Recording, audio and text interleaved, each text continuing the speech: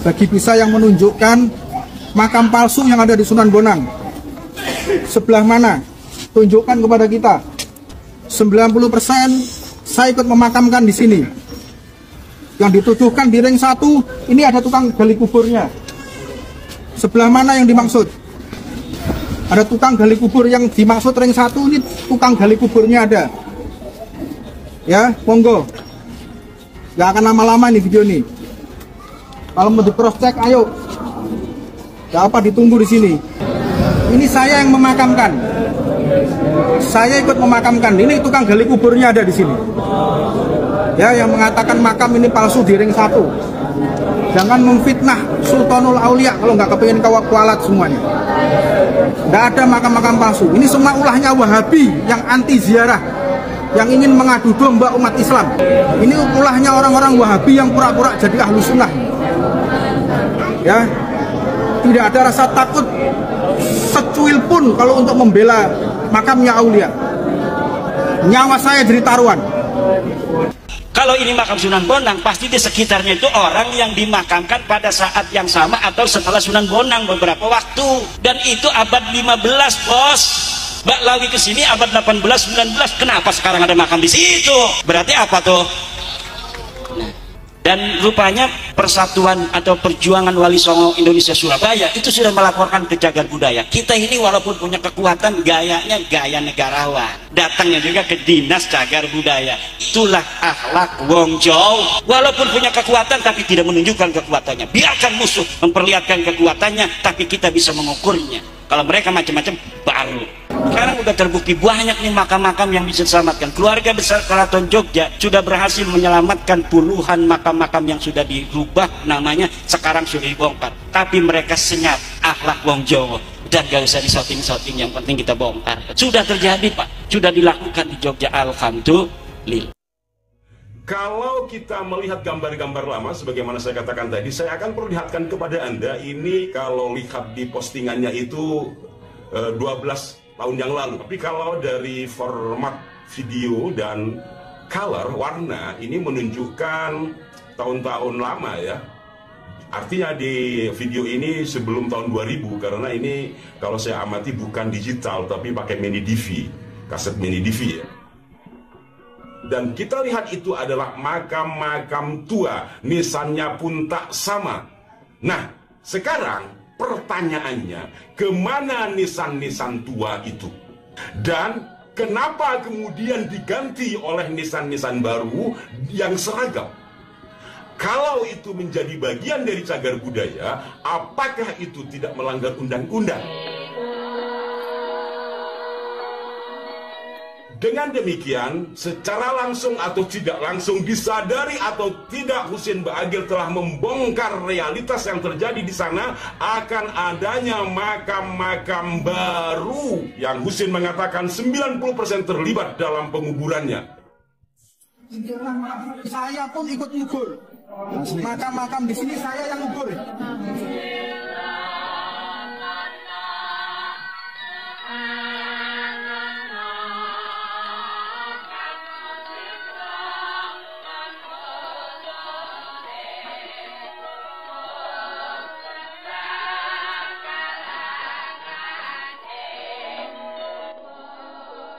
Tahun berapa? Terakhir itu tahun 2012. Pasti banyak data lah, foto-foto itu pasti banyak itu yang banyak. Kalau foto-foto banyak.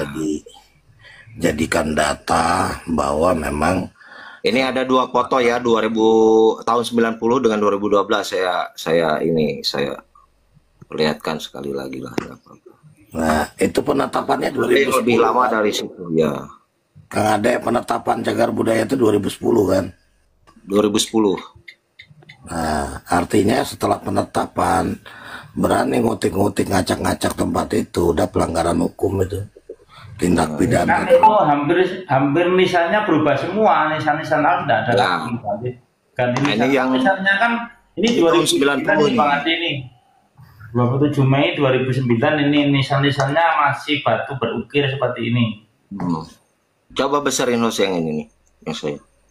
Momot. Bos rasa gede. Ini tahun 90 nih. Moderator izin, moderator tolong Bang Ade dibesarkan. Nyimak aja, nyimak dulu. Udah. Saya ulang lagi ya Bang Ade ya, sambil lalu nunggu ya. Intinya sekalipun keluarga setelah dikatakan sebagai cagar budaya situs nasional itu tidak boleh ya. Nah ini yang satu nih. Sudah tidak boleh kalau sudah ditetapkan, Bang. Sekalipun keluarga ya. Oh iya. Oke, lanjut Bang Ade. Nanti kan kita cocokkan dengan fakta yang terjadinya gimana gitu. Secara aturan tidak boleh. Ada 90 ya. Terus jadi ini ketika keluarga itu mau dimakamkan di ring 1 itu harus koordinasi dengan pengurus pemakaman Sunan Bonang. Kalau bisa dilakukan asal tidak melanggar cagar budaya. Terus gimana itu kok bisa dilakukan tidak bisa melanggar cagar budaya? Enggak, kalau gimana ya? Kalau ring 2, ring 3 mungkin masih boleh. Kalau ring 1 itu keputusan. Ya, nah ini ring 1 ini. Ini yang tahun 2012 ya. Ya, itu sudah penuh itu, udah penuh. 2012 itu sebelum dipugar. Terakhir itu kan dipugarnya 2012. Nah, waktu itu sudah 3 pekan dipugar, pihak keluarga atau ahli waris itu protes besar, kemudian terjadi pertemuan, dihadiri juga oleh pemerintahan, termasuk BP3, akhir itu kan sudah diuruk ya, sudah dipasang paping, kemudian karena memang protesnya ini luar biasa, akhirnya dibuat kesepakatan untuk dibuka lagi, dipugar lagi itu paping. Nah ternyata di situ banyak yang hilang. Jadi kan awalnya ketika itu dipasang paping diuruk tidak boleh menghilangkan nisan-nisan lama gitu kan. Nah ternyata nisan itu banyak yang hilang, ratusan nisan yang hilang, bahkan itu yang ya ada sih masih ada, cuma tinggal 1 gitu. Nah gitu. Jadi ternyata itu sengaja mungkin ya diduga ada unsur kesengajaan dihilangkan kemudian diuruk gitu. Ternyata dibongkar, dibuka, ketika dibuka memang nisannya sudah nggak ada gitu. Banyak yang hilang di situ. Nah, itu semuanya tercatat, ada catatannya ya. Tanggal bikin kesepakatannya apa semuanya tercatat. Dan ini memang antara pihak Yayasan Mambarot dengan pihak keluarga itu memang sudah berseteru lama gitu. Udah berseteru lama, dan itu 3 pekan 3 minggu, kalau mungkin 3 pekan itu 3 minggu dalam catatan itu, soalnya bukan disebut 3 minggu ya, 3 pekan 3 pekan itu pihak ahli waris ini belum dikasih tahu dan belum disosialisasikan, apalagi izin gitu. Jelas kalau terkait izin harusnya kan minta dulu izin kepada ahli waris, walaupun itu pemugaran tersebut dilakukan oleh pihak berwenang gitu, yang bekerja sama dengan pihak Yayasan Mambarot itu. Nah ini sebetulnya ya saya komparasikan dengan kata-kata Pak Baagil ini, apakah kan dia itu menyaksikan seolah-olah yang di ring 1 ini kan, ini ring 1 nih dapat kelihatan di ring 1 ini udah 90% yang dimakamkan di sini, prosesi pemakamannya saya ikutkan gitu seolah-olah. Nah ini kalau dikorelasikan dengan usia beliau itu yang notabene katakanlah paling tua, kalau beliau lahiran 80 berarti kan 45 lah kurang lebih gitu kan. Ternyata kan di sini itu sudah memang banyak makam yang memang satu zaman dengan pemakamannya Sunan Bonang ini. Kalau dilihat dari nisan-nisan yang ada gitu udah ratusan tahun, berarti kalau gitu Bagil itu bisa jadi usianya sudah di atas 500 tahun, karena ini kan abad ke-15 awal gitu. Atau Mbak Agil memasukkan jenazah-jenazah baru ke dalam kuburan baru di ring 1. Ya, wallahualam, nanti kita ke fakta kebenarannya kan lagi kita ya, bukan fakta kebenarannya, sesuai ucapannya saya simpulkan demikian. Betul. Gitu. Kapan itu mau ada pertemuan dengan Pak Agil itu? Kalau saya sih nggak ada ya. Kalau dengan Pak Agil sendiri, ya mungkin kalau data ini sudah lengkap, karena ini bukan masalah delik aduan ya. Terus saya kalau ini dibawa ke ranah pidana pun ini bisa kok. Sabar, host. Ya. Tim tambah merek masih disiapkan, host. Soalnya ini gini, ada kalau memang tidak sesuai dengan fakta kenyataan gitu kan, kita kan lagi kumpulkan data sedetail mungkin, bahkan data itu pun saya gini loh, bukan merupakan sebuah bukti apabila didapat dengan cara yang tidak sah. Saya juga pengen ada bukti yang notabene didapat secara sah. Saya lagi bersurat juga ke departemen terkait untuk meminta data selengkapnya, salinannya. Nah, nanti kalau ada protes, itu salah begitu, ya jangan saya, lawang saya dapatkan datanya dari sini loh. Nah, ini datanya dari mana? Dari saya proses bersurat meminta. Pertanyaan, bisa nggak masyarakat umum meminta data tersebut? Oh, bisa, sangat bisa sekali, karena ini kan informasi publik. Benar. Nah, di situ ya. Cagar budaya, apalagi ini statusnya cagar budaya nasional ini. Nasional, seluruh. Tuban itu termasuk Jawa Timur, di koordinasi wilayahnya di Trowulan. Itu di bawah naungan kementerian, Kang Adi. Kementerian apa itu? Pendidikan dan Kebudayaan. Oh iya, Pak Mahasiswa, itu dia yang mau saya omongan. Agak lupa, maklum. Belum minum obat. Maklum, masih muda, masih muda. Muda gitu, ya. Tolong ngajari host saya jadi. Jadi kita koordinasi nanti. Host dikecilkan lagi aja, hostnya aja yang diperbesar, barangkali mau iklan.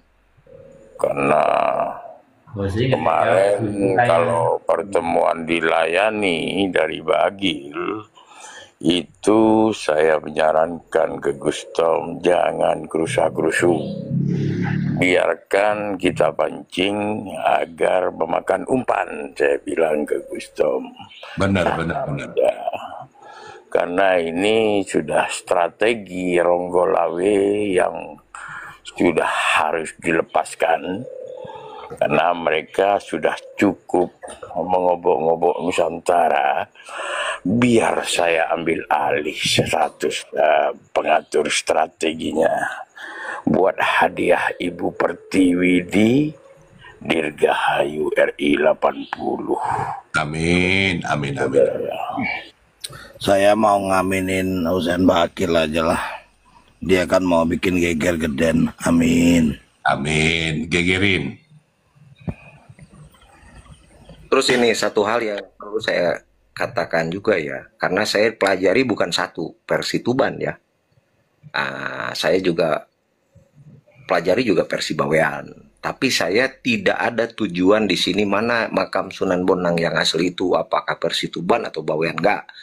Tapi saya takut melebar nantinya, jadi dua versi ini saya pelajari semua. Saya teliti semua. Setuju, benar Kang Ade. Karena gini ya, itu tidak ada satupun catatan atau manuskrip terkait masalah pemakaman yang asli itu di mana. Benar. Baik versi Tuban ataupun Bawean. Karena di sini cuman ada dua hal yang disepakati oleh dua versi ini. Yang pertama tentang lahirnya Sunan Bonang. Memang dua-duanya baik itu Tuban ataupun Bawean di sini sepakat lahirnya itu memang di Tuban, Sunan Bonang ini. Nah, cuman yang kedua adalah meninggalnya. Meninggalnya itu bukan di Tuban tapi di Bawean, di Pulau Bawean ya. Dan itu pun disepakati oleh versi Tuban. Nah, adapun perbedaan tempat dan wilayah ini gitu kan, ada dua versi sejarah. Sejarah Tuban mengatakan bahwa manakala ketika beliau itu wafat di siang hari, santri versi Tuban ini bersepakat untuk membawa beliau pulang ke tempat lahirnya, yaitu ke Tuban, untuk dimakamkan di Tuban. Tapi versinya santrinya Bawean di sini tidak bisa. Artinya harus dimakamkan di Bawean karena beliau mungkin ini sudah kehendak Allah juga ketika harus meninggal di Pulau Bawean dan harus wajib dimakamkan di Bawean kan gitu. Nah, kemudian versi Tuban mengatakan kenapa ini yang asli itu yang di Tuban karena apa? Jadi kami itu membawa gitu kan, membawa secara diam-diam di malam hari jasadnya almarhum gitu kan untuk dimakamkan di Tuban. Nah, versi yang Bawean ini, oh tidak, sebetulnya jasadnya tidak dibawa. Yang dibawa karena sudah tahu akal busuknya nih santri Tuban katanya.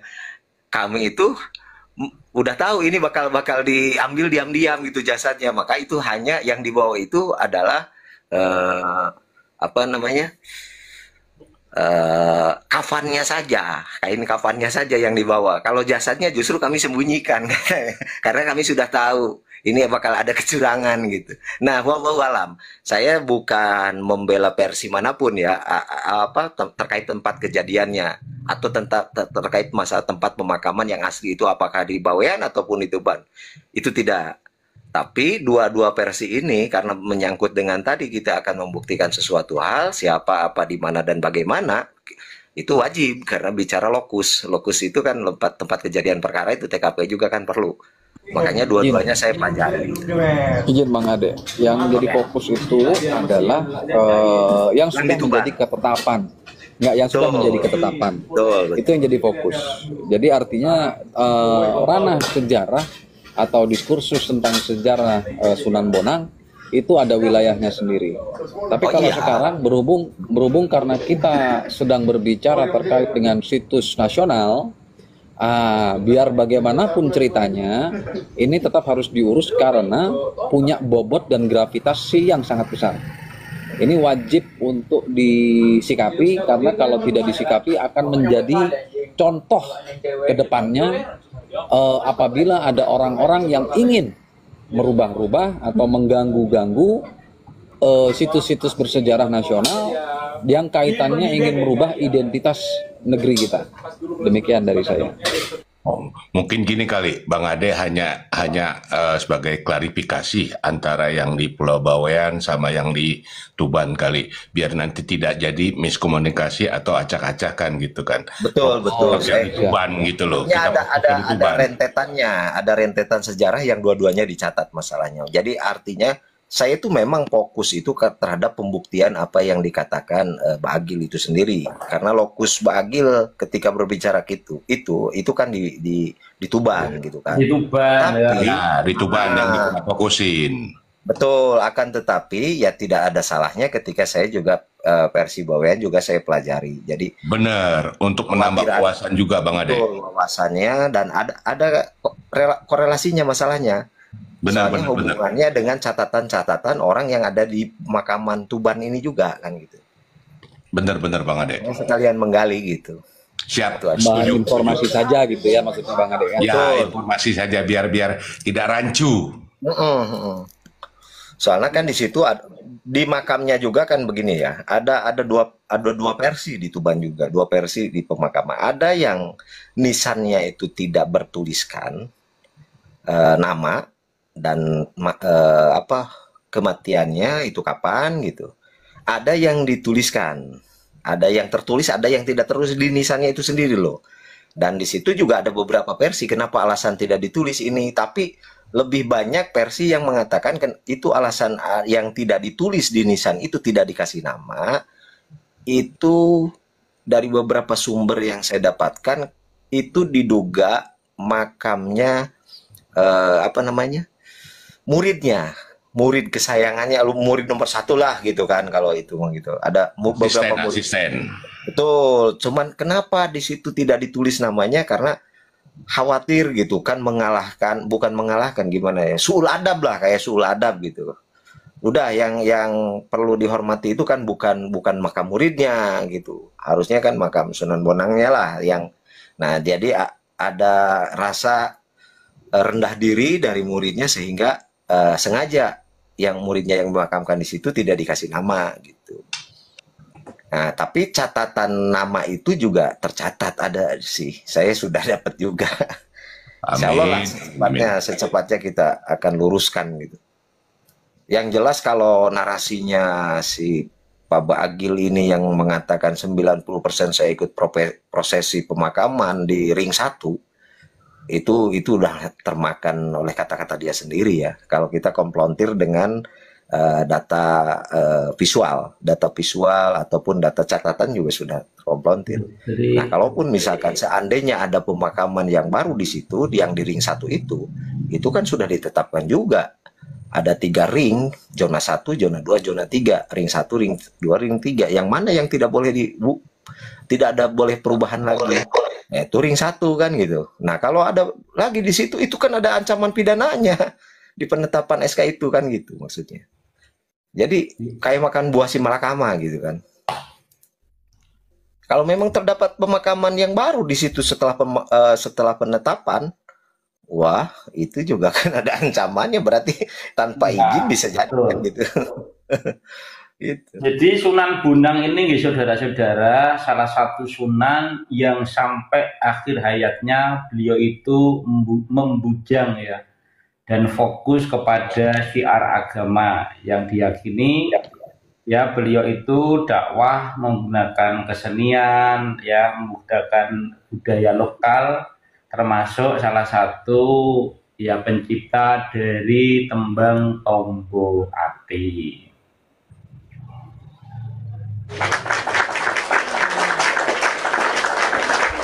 Assalamualaikum warahmatullahi wabarakatuh. Wongkut izin bertanya, Wongkut, apa Sunan Bonang itu membujang sampai akhir hayat? Apa telat nikah? Coba dijelaskan, Wongkut, biar hostnya ini paham. Oh jangan, izin Bang Abi, kita tidak usah bahas itu aja dulu. Itu nanti ada polemik baru nanti. Ini aja, saya mau izin tanya pada ini Bang Ade Irawan. Bang Ade, jenengan untuk mendapatkan data-data tentang ini situs cagar budaya yang ada di Sunan Bonang, itu tadi kan jenengan menyampaikan itu dari mana itu jenengan dapatnya? Ada 2 sumber kan yang bisa dipercaya. Salah satunya Universitas Brawijaya ya. Saya kasih bocoran aja. Ya, terus gini, seharusnya ya kan dari dinas pariwisata kan juga punya datanya juga kan? Bukan dinas lagi Bang. Di kementerian juga ada. Itu kan penetapannya sebagai situs nasional ternyata saya. Menjadi cagar budaya yang ditetapkan secara nasional. Jadi cagar budaya milik nasional, bukan milik daerah, gitu. Itu tercatat semuanya, terinkripsi semuanya datanya, Bang. Dan tidak bisa dirubah-rubah sembarangan ya. Iya, enggak masa gini. Terus kalau untuk mengetahui data tersebut, apakah kita bisa, ya kan, mengakses atau meminta data dari Kementerian Kebudayaan? Oh bisa, itu sangat bisa. Sekarang terbuka semua. Sangat bisa. Ini terkait masalah kan arsip nasional ya.